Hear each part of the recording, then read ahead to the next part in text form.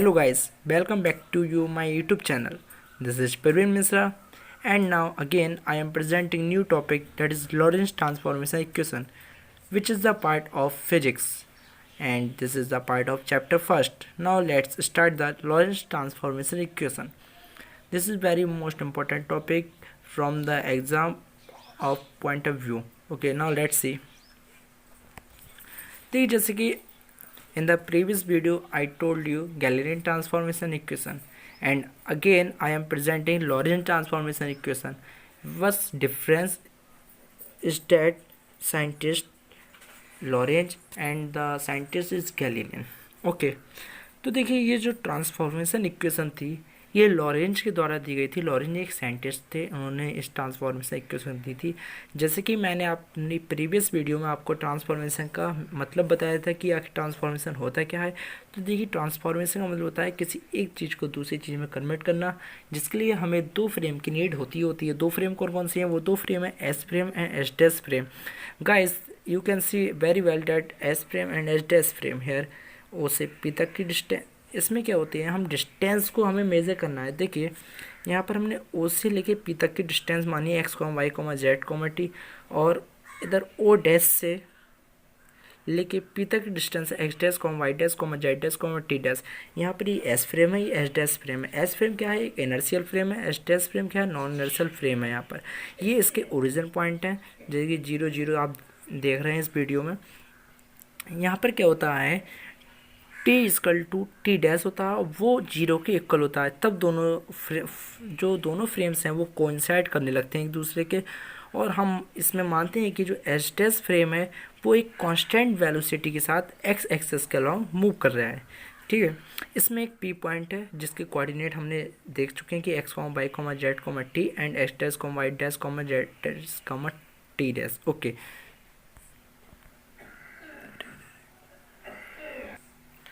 Now we have to find the distance between O and P. देखिए distance O and P के बीच में find out करनी है ना, तो जैसे कि हमने अभी डायग्राम में देखा था ओ और पी के बीच की डिस्टेंस ये है।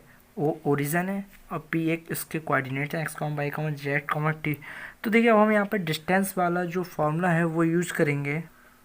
ये हो गया O P square equal to x minus zero square plus y minus zero square plus z minus zero square. ये फार्मूला हमने डिस्कस कर चुके हैं हम अपने प्रीवियस क्लासेस में, डेट इज 12th क्लास में, 11th क्लास में, 10th क्लास में मैथ्स में डिस्टेंस फार्मूला। तो ओ पी की जो डिस्टेंस है वो कितनी है देखते हैं। देखिए यहाँ पर ओ पी की जो डिस्टेंस है वो है सी टी, इसलिए that's why we have noted this c t square and then x square plus y square plus z square. X square y square z square तीनों ऐड थे और उसको हमने इधर ट्रांसफर कर लिया, तो ये हो गया एक्स स्क्वायर बाईस plus y square plus z square minus C square t square. This is our equation first. Okay, इसके बाद क्या है, अब हम डिस्टेंस हमें ओ डैश और पी डैश के बीच की फाइंड करनी है। किस किस के बीच की? ओ डैश और पी डैश के बीच की। Let's O dash and P dash ये है यहाँ, means O dash and P के बीच की डिस्टेंस फाइंड आउट करनी है।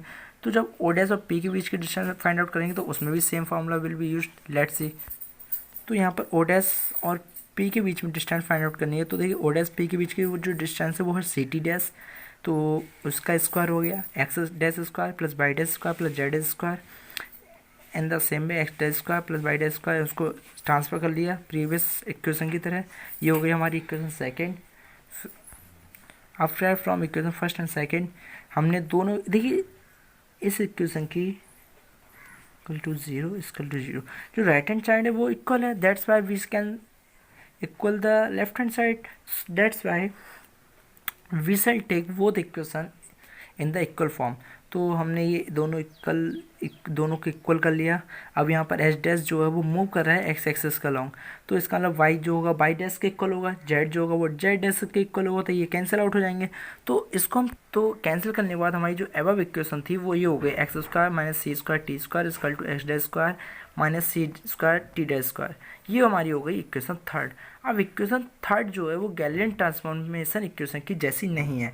अब लॉरेंज ने क्या एज्यूम किया, लॉरेंज ने उन्होंने इसकी वैल्यू निकालने के लिए एक्स डैश को जो था वो alpha x minus B t के इक्वल एज्यूम कर लिया, और टी डैश को v equal to beta into t minus gamma x के इक्वल एज्यूम कर लिया। ये हो गई हमारी इक्वेशन फोर्थ। ये हो गई इक्वेशन फिफ्थ, जहाँ पर अल्फा वीटा और गामा क्या है, एक अननोन कांस्टेंट है, मतलब हम इनको नहीं जानते हैं।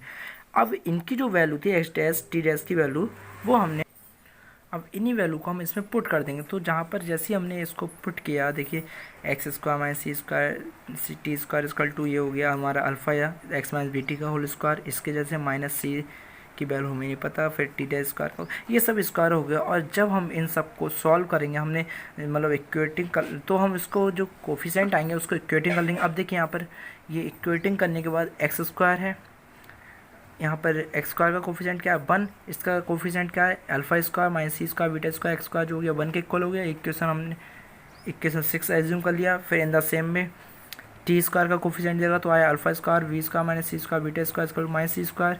अब 2xt का कोई कोफिशिएंट नहीं है, इसलिए हमने इसको ये 0 के इक्वल पुट कर दिया। फिर हम इक्वेशन 6, 7, 8 तीनों इक्वेशंस को सॉल्व करेंगे। जैसे हमने तीनों इक्वेशन सॉल्व किया तो ये इमिडिएटली हमें वैल्यू मिली। अब आप पूछेंगे कि आपने एकदम से वैल्यू कैसे सॉल्व करके रख दी। आपको एग्जाम में भी यही करना है। क्यों? क्योंकि आपके पास इतना टाइम नहीं होगा कि आप लंबा चौड़ा इसका सॉल्यूशन निकालें फिर इसको वैल्यू पुट करें। तो ये जो लॉरेंस थे उन्होंने डायरेक्टली वैल्यू सॉल्व करके रख दी और आप इसी वैल्यू को डायरेक्टली पुट कर सकते हैं एग्जाम में निकालने की। आपको there is no need to find out the value. Okay, now let's see next. तो अल्फ़ा जो था बीटा के इक्वल आया, that is 1/√1 minus B square upon C square, and जो गामा था वो आया v अपॉन सी स्क्वायर के इक्वल। देन आफ्टर हमने ये वैल्यू जो थी इक्वेशन 4th 5th में पुट करी तो हमें क्या मिला। देखिए इक्वेशन 4th कौन सी थी, एक बार मैं क्विक रिव्यू कर देता हूँ। ये हमारी इक्वेशन 4th थी और इक्वेशन 5th थी, दोनों में हमने वैल्यू पुट कर दी, अल्फा की वैल्यू, बीटा की वैल्यू, गामा की value. Then what will happen, x dash जो आ गया हमारे वो आ गया हमारे equal x minus B t के अपॉन√1 माइनस बी स्क्वायर अपॉन सी स्क्वायर के बाई डैश बाई के इक्वल रहा। क्योंकि यहाँ पे मूव कर रहा था वो एक्स डैश एक्स के फ्रेम के रिस्पेक्ट में, इसलिए जेड डैश जेड के इक्वल रहा। टी डैश जो था वो टी माइनस बी अपॉन सी स्क्वायर एक्स के अपॉन√1 माइनस बी स्क्वायर अपॉन सी स्क्वायर के इक्वल हो गया। और ये जो पूरी हमने इक्वेशन थी होल इक्वेशन को हमने इक्वेशन ए एज्यूम कर लिया। तो ये जो इक्वेशन ए होती है वो लॉरेंस ट्रांसफॉर्मेशन इक्वेशन जानी जाती है। यहाँ पर जो एक्स हो गया, अगर हम इन्वर्स कर दें इसका तो X equal to x dash plus V T dash हो जाएगा upon minus B square upon सी स्क्वायर बाई डैश के इक्वल हो गया। जेड डैश के इक्वल हो गया। T equal to T dash plus B upon C square H dash के equal हो गया upon minus B square upon सी स्क्वायर। और इक्वेशन बी जो होती है वो इन्वर्स लॉरेंस ट्रांसफॉर्मेशन इक्वेशन जानी जाती है। तो that's all about the Lawrence transformation equation. इसमें एक क्वेश्चन भी बनता है, वो भी मैं आपको इसमें शो करके दिखाऊंगा। क्वेश्चन बनता है यहाँ पर, so that at very low velocity Lorentz transformation equation is similar as Galilean transformation equation. ये कह रहा है हमें प्रूव करना है कि लो वेलोसिटी पर क्या Lorentz transformation equation Galilean transformation equation similar होती है। अब हम लॉरेंस ट्रांसफॉर्मेशन जानते हैं कि X dash equal to x minus B T upon minus B square upon C square. Y dash जो होता है वो वाई के इक्वल होता है, जेड डैश जो होता है वो जेड के इक्वल होता है, T dash equal to T minus B upon C square X upon minus B square upon C square होता है।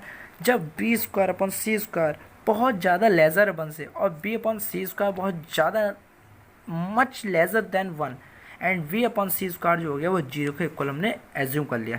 हैंस अब हम क्या कर सकते हैं, क्योंकि हमें पता है ये सब चीज़ क्या है, इससे लेज़र वन से, तो इसका मतलब ये 0 के इक्वल होंगे। तो जब 0 के इक्वल होंगे तो हम इसको नेगलेक्ट कर सकते हैं बी अपॉन सी स्क्वायर को। जब हमने इसको नेगलेक्ट किया तो एक्स डैश जो हो गया एक्स माइनस बी टी के इक्वल हो गया, बाई डैश बाई के इक्वल हो गया, जेड डैश जेड के इक्वल हो गया, टी डैश टी के इक्वल हो गया। देखिए यहाँ पर हमने इसको नेगलेक्ट किया था, है ना। यहाँ पर x dash equal to x minus B t बचा, इसी तरीके से t dash equal to t बचा।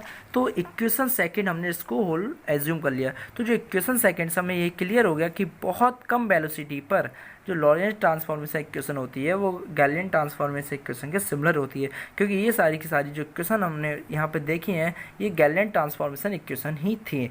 तो that's all about the Lawrence transformation equation. मैंने इसमें एक क्वेश्चन भी बता दिया जो कि बहुत ज़्यादा इंपॉर्टेंट होता है, 5 मार्क्स में पूछा जाता है लॉरेंस ट्रांसफॉर्मेशन इक्वेशन के ऑल अबाउट। तो guys I think you enjoyed my video and आपके समझ में ये जो कॉन्सेप्ट है लॉरेंस ट्रांसफॉर्मेशन इक्वेशन का वो बहुत अच्छे से समझ में आया होगा। यदि आपको समझ में आया तो आप मेरी वीडियो को लाइक करना ना भूलें, शेयर करना ना भूलें और कमेंट सेक्शन में कमेंट ज़रूर करें, जिससे मुझे मोटिवेशन मिलता रहता है, मुझे पता चलता रहता है कि मैं क्या क्या मिस्टेक कर रहा हूँ अपनी वीडियो में, क्या क्या मिस्टेक कर रहा हूँ मैं आपको समझाने में, जिससे मैं उस चीज़ को इम्प्रूव कर सकता हूँ अपनी नेक्स्ट वीडियो में। So guys, thank you very much to watching my videos and listening to me, and don't forget to subscribe my channel and hit the bell icon. Thank you very much.